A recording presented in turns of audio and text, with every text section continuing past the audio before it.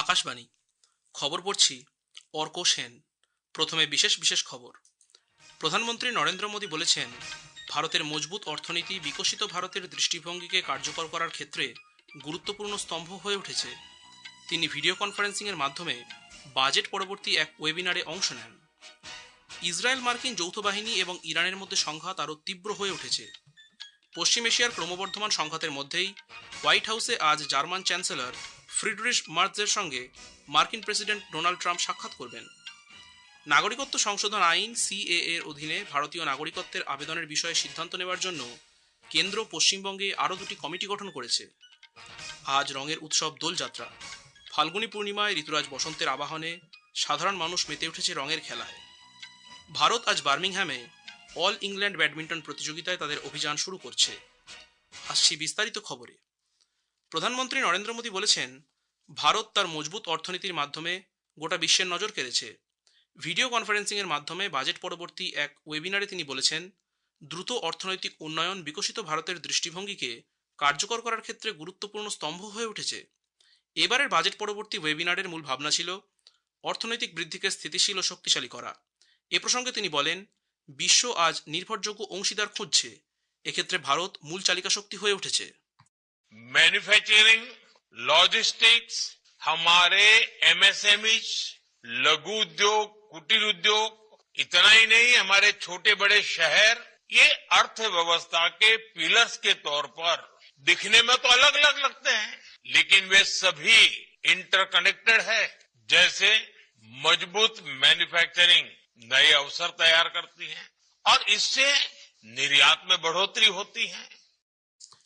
তিনি বলেন, সরকারের মূল উদ্দেশ্যই হল আরও বেশি উৎপাদন, আরও বেশি সংযোগ এবং আরও বেশি রফতানি। ভারত বিভিন্ন দেশের সঙ্গে মুক্ত বাণিজ্যে প্রবেশ করেছে, যার জন্য নতুন নতুন সুযোগ উন্মুক্ত হচ্ছে। आज जब भारत अपनी मजबूत इकोनॉमी से पूरे विश्व की उम्मीद बना हुआ ग्लोबल सप्लाई चेन रीशेप हो रही है, तब अर्थव्यवस्था की तेज प्रगति विकसित भारत का भी बहुत बड़ा आधार है। हमारी दिशा स्पष्ट है, हमारा संकल्प स्पष्ट है। Build more, produce more, connect मोर और एक्सपोर्ट मोर। শ্রী মোদী শিল্প সংস্থাগুলিকে আরও গবেষণা এবং মানোন্নয়নের পরামর্শ দিয়েছেন। বাজেটে বায়োফার্মা শক্তি প্রকল্পের জন্য বিশেষ উদ্যোগ নেওয়া হয়েছে, যার উদ্দেশ্য হল বায়োফার্মা শিল্পে ভারতকে সারা বিশ্বের মূল কেন্দ্র হিসেবে প্রতিষ্ঠা করা। बजट में बायोफार्मा शक्ति मिशन की घोषणा भी की गई है। इस मिशन का उद्देश्य है भारत को बायोलॉजिक्स और नेक्स्ट जनरेशन थेरेपीज के क्षेत्र में ग्लोबल हब बनाना। हम एडवांस बायोफार्मा रिसर्च और मैन्युफैक्चरिंग में लीडरशिप की ओर बढ़ना चाहते हैं। প্রধানমন্ত্রী নরেন্দ্র মোদীর ইউটিউবে তাঁর সাবস্ক্রাইবার সংখ্যা 3 কোটির মাইল ফলক অতিক্রম করেছে। তিনি বর্তমানে এই সমাজ মাধ্যমে বিশ্ব নেতাদের মধ্যে শীর্ষে রয়েছেন। উল্লেখ্য, শ্রী মোদী 2007 সালে ইউটিউবে যোগদান করেন।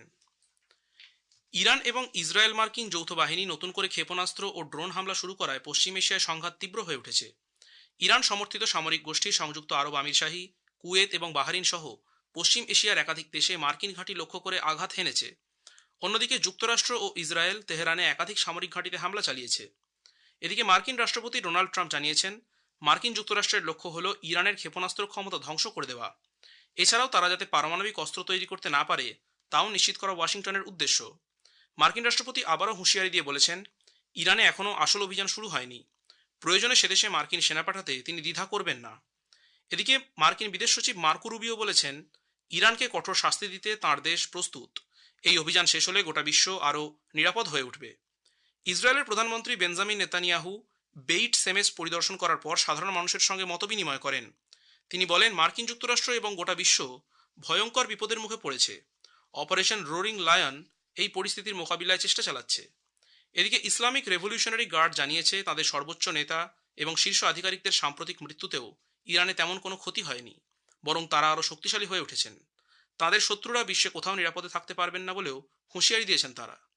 এদিকে ইরানের রাষ্ট্রপতি মাসুদ পেজেশকিয়ান মাজিদ এবনেল রেজাকে ভারপ্রাপ্ত প্রতিরক্ষা মন্ত্রী নিযুক্ত করেছেন। সংযুক্ত আরব আমিরশাহীর প্রতিরক্ষা মন্ত্রক জানিয়েছে, তারা সফলভাবে 9টি ব্যালিস্টিক ক্ষেপণাস্ত্র, 6টি ক্রুজ ক্ষেপণাস্ত্র এবং 148টি ড্রোন প্রতিহত করেছে। অন্যদিকে ইরানের বিদেশমন্ত্রী সৈয়দ আব্বাস আরাকজি বলেছেন, মার্কিন ইসরায়েলি বোমা হামলায় একটি প্রাথমিক স্কুলে 160 জনেরও বেশি নিহত হয়েছেন।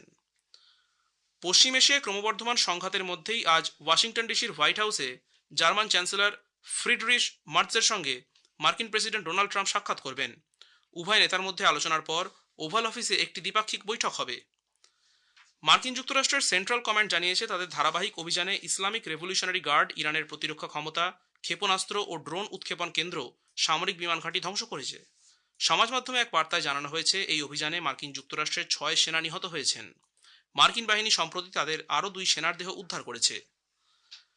মার্কিন ফার্স্ট লেডি মেলানিয়া ট্রাম্প সংঘাতপ্রবণ অঞ্চলে শিশু এবং শিক্ষা বিষয়ক রাষ্ট্রসংঘের নিরাপত্তা পরিষদের একটি বৈঠকে সভাপতিত্ব করেন। ইরানে মার্কিন যুক্তরাষ্ট্র ও ইসরায়েলের যৌথ হামলার পর রাষ্ট্রসংঘ শিশু সুরক্ষা সম্পর্কে সতর্ক করে দেওয়ার 2 দিন পর এই বৈঠক।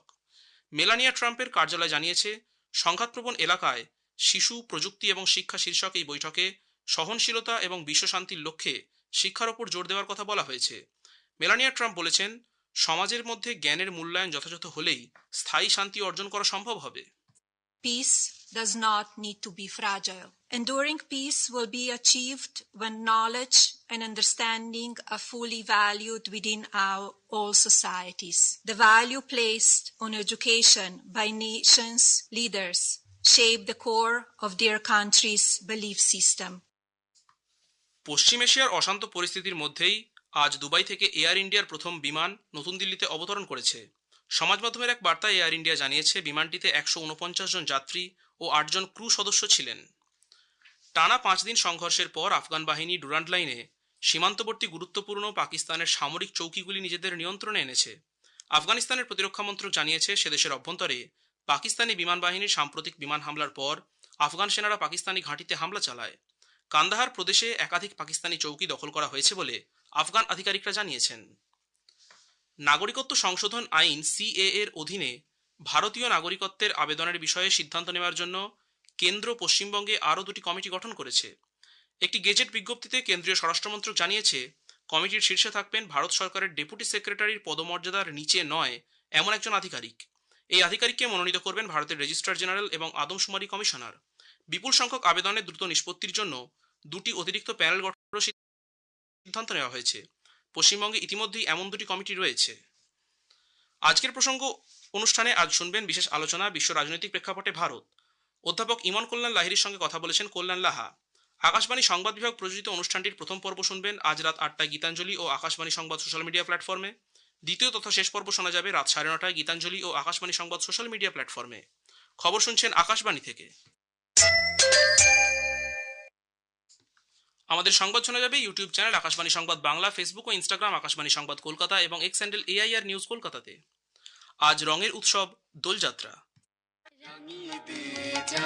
যাও যাও গো এবার যাবার আগে রাঙিয়ে দিয়ে যাও, যাও যাও গো এবার যাবার। বসন্তের এই উদযাপনে আবির গুলালে পরস্পরে রাঙিয়ে দিচ্ছেন 8 থেকে 80 পশ্চিমবঙ্গের প্রায় সকলেই। একদিকে দোল পূর্ণিমা, অন্যদিকে শ্রীচৈতন্য মহাপ্রভুর আবির্ভাব দিবস উপলক্ষে পশ্চিমবঙ্গের নদিয়া জেলা জুড়ে উৎসবের আবহ।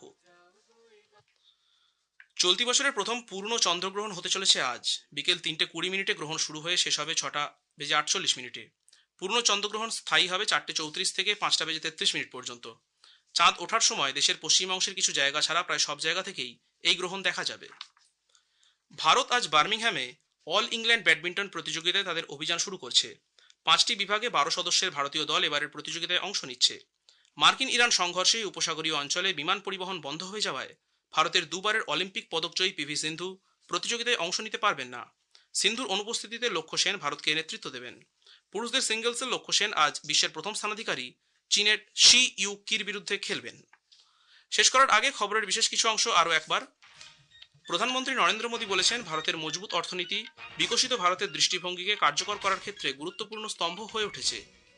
ইসরায়েল মার্কিন যৌথ বাহিনী এবং ইরানের মধ্যে সংঘাত আরও তীব্র হয়ে উঠেছে।